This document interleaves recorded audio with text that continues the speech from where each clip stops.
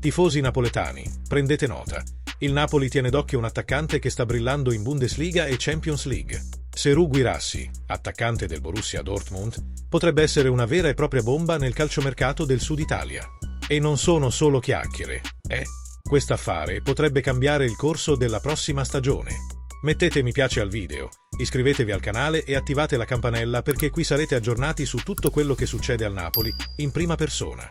Il Napoli non vuole perdere tempo né aspettare decisioni che potrebbero richiedere troppo tempo.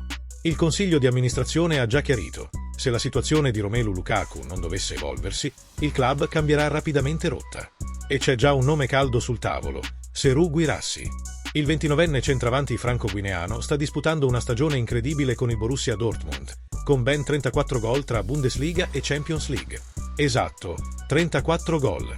Guirassy non è solo un'alternativa a Lukaku, potrebbe essere la nuova stella dell'attacco del Napoli.